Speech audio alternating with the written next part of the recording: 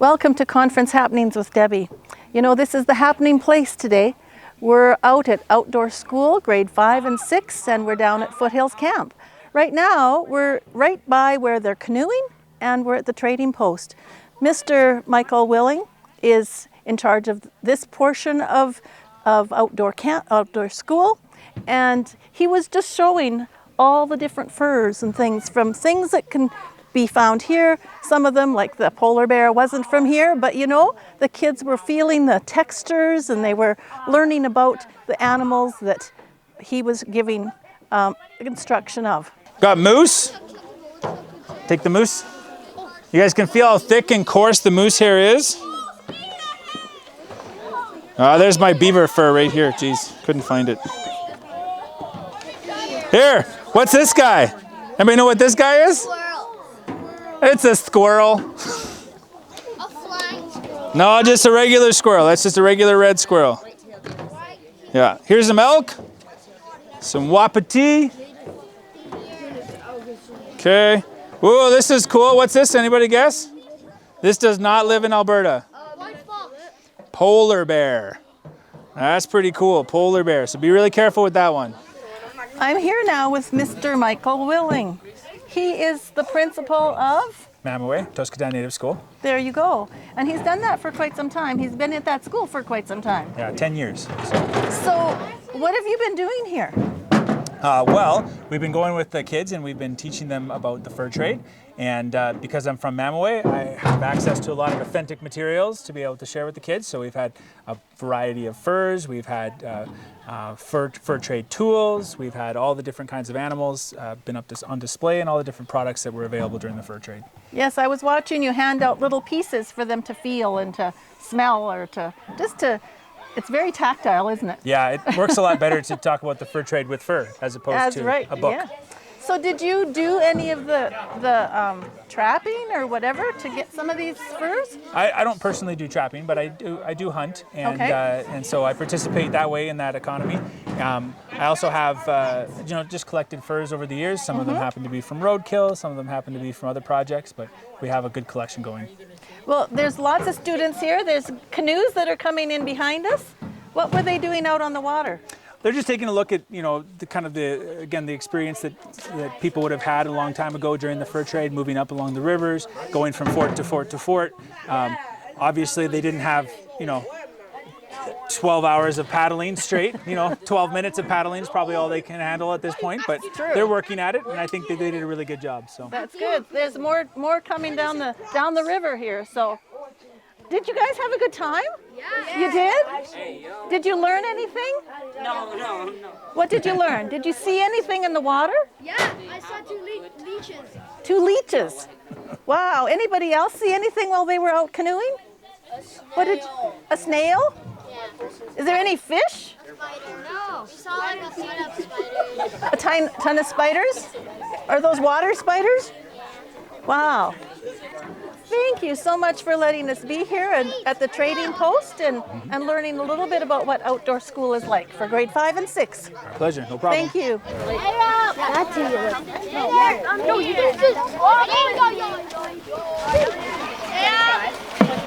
Okay, and then this number is average depth. Did you get an average depth yet? No. Okay, so you got to add all 9 numbers together.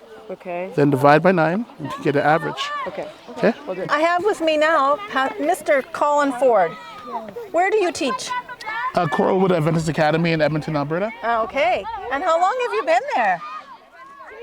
You probably know, but about 22, 23 years. That's about it. Yeah. My children were at school when I think he came to That's right. Coralwood. So yes, it's been quite a while. We've got kids in the background here, and we're by the river again, but a different portion of the river, different river maybe, I don't know. But we've got lots of kids hanging out here. What are they doing? They're doing a math assignment basically, and they are having to find out how much water is moving through the river per second.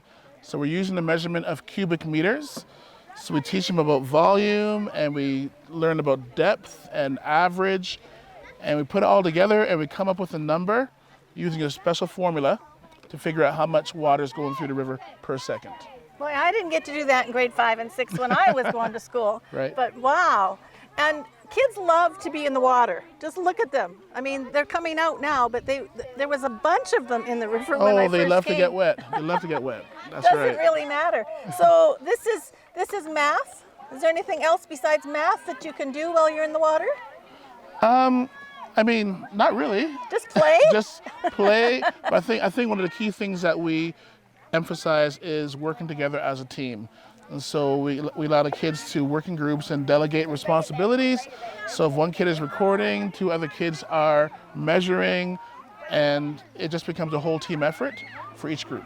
And I think I saw you. There were some kids that were asking you, I don't know how to do this and I don't know how to do that. And you were telling them how and getting it right. And this is a brochure. It's called The Adventure of Our Lives, Alberta Conference Outdoor School. So kids have to fill this up. Is this just the math or is this? This is the River Rush portion, which is basically math. And throughout the week, they'll be filling out other portions as well. And I see that there's a weather log, there's activities, and it says use your Bible to fill in the blanks. Oh yeah, we try to keep this as Christ-centered as possible. The whole curriculum and even the programming in the evening, in the morning, it is centered around Christ. Worships and just encouraging the children to develop their relationship with God. How much do these kids look forward to coming out here in May every year? They look forward to it a lot. Do they get excited? They can hardly wait? My grade 5s were talking about it from February. Wow. And yeah, they're very excited. You're done? Yes. Does he have to grade it now? Well, I will be taking a look at it very shortly, yeah. Okay, so that's the answer you came up with? 4.3. That looks pretty good. Okay, so what time do we have here? Sorry. Okay, so it's 11:28. Okay, so your numbers look good. So you're pretty much done. Okay, so you guys can kind of hang out here. You cannot take off yet. Okay, so we're going to ask you to report your numbers. And then you guys get a treat. Wow. 4.3. I know, but yeah, to the whole class. Oh. Yeah, so keep that ready, okay? All So right. that was a teaching moment, and we just experienced what they do here. And we're thank you so much for allowing us to kind of come and crash your class. Hey, no problem. Thank you for coming. And now we're back with the administrators of the education department. Gail Wilton, you're the director, right? I am. The education director. Holly, what do you do? Holly Kay is also one of them. I'm the data coordinator for the education department, so I do all of the behind the scenes organization of students and classes and all the information. And it's a big job, I do know. And I know we have sitting over on the couch, we have another part of your team, and Glenn Hawley is part of your team too. What does Glenn do for you? Gail, maybe you can answer because he seems so shy. Glenn does, well, for outdoor school, he does a lot of our running around, but Glenn does all of our education IT, and he does some of the data support as well. Helps with all of our contracts for our teachers. So we really need Glenn. I know, I like to come and talk to Glenn because I need a lot of that same information. So I always come and say, Glenn, and he knows exactly what I need. He's very good. And the fourth party is Brent. Brent is our associate director. He just had to step out for a minute and answer the call. Well, you guys are always busy. I know that you're always in meetings or you're always busy at work. How long does it take to get grade 5 and 6 outdoor school organized? From the beginning, Well, yeah, I sort of. believe we started this year in October when we first started pulling things together. Everything was already out to all of our teachers in January so that we could get things back for April to be able to meet deadlines to order t-shirts and backpacks the students need and things like that. So we start with it pretty much from the beginning of the school year for it to be implemented by the end of May.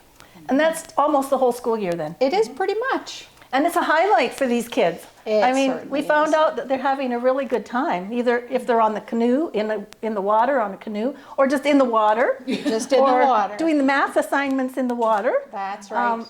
They seemed like they were very engaged. Well, you know, when you have students doing school outdoors, it's very much a fun time, so it's a lot easier to engage them. Yeah, well, you know, I wish it would have happened when I was a kid. I'm looking at the parent volunteer handbook. This is, you know, we saw the river rush River down rush. there, and there was another one over by the Michael Willings group. Over by the trading The trading Yes. post, that's where we started. See, I've forgotten already. And there's a daily schedule here. You know, it's not easy. You rise at 7, you have breakfast, then there's chores. Wow. General assembly, morning field study, and that's what we went out looking at before. And then lunch. And then there's group time with cabin counselor. Tell me what that is. So actually the students get together with the counselor that's in their cabin and they do an activity. There are all kinds of different activities that they get to choose from, but we also are privileged this year to have Berman students with us. Oh. So we've partnered with Berman, so we also have some of their education students here. They're actually helping out with the teachers, with the cabin leaders, doing all kinds of things, and it's really added to the effectiveness, the efficiency, just the overall support for our program. And it also gives the students a wonderful introduction to teaching. Oh, it sure does. And you're hoping that you're going to get some of those teachers at some point in time. Absolutely. So it goes on. There's the first afternoon field study, the second afternoon field study. Is it the same as in the morning, or is it completely different? Afternoons are completely different from the morning. So we have several different groupings of students. We've got dragonflies, we've got crocs, we've got snakes, all those kinds of things. Those groups move from activity to activity. So by the time we get to the end of our program, every student group has gotten through all of the activities. Wow, they have organized recreation. I think I would take a nap. But that is one of the highlights of the day when we play spy versus spy and things like that in the evening. These students are running all over this campground trying So- to catch each other or get away from somebody. So that's after supper, That's after supper. because you have the organized recreation, and then you have supper, and then you debrief with the teacher. Oh, that sounds daunting. It's actually a lot of fun. It really is. They do some neat activities at that time as well. Okay. But it is a chance to connect with your teacher, and if there are any things that you need to talk about, concerns that you have, support that you need, just for the teachers to get to check in because they're not with their students all day. That's true. And then they have evening activities, and then they have a campfire.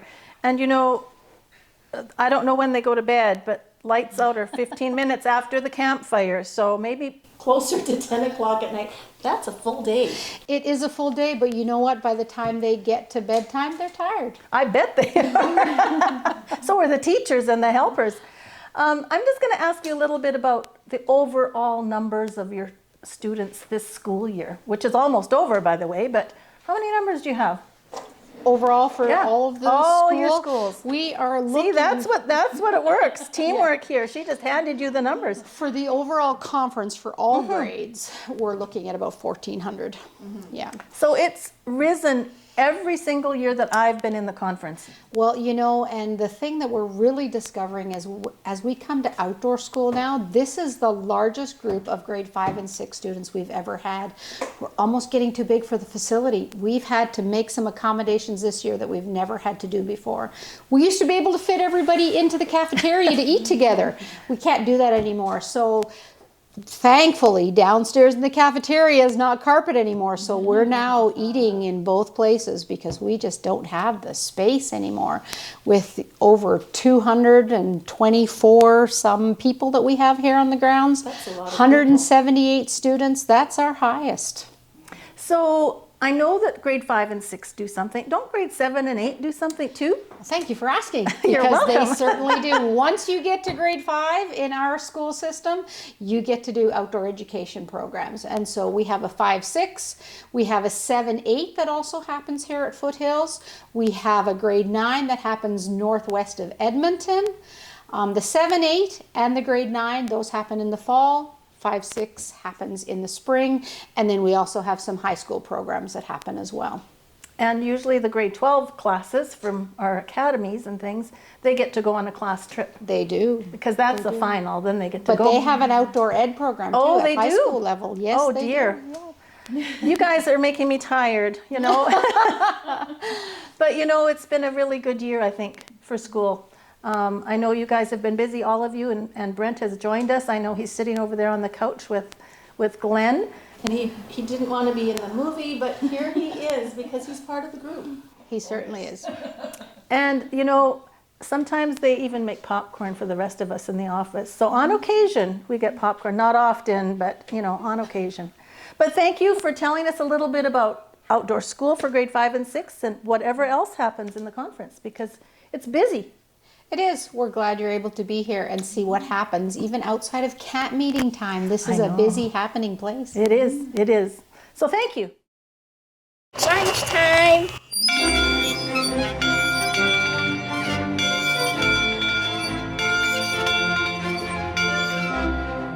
Excellent.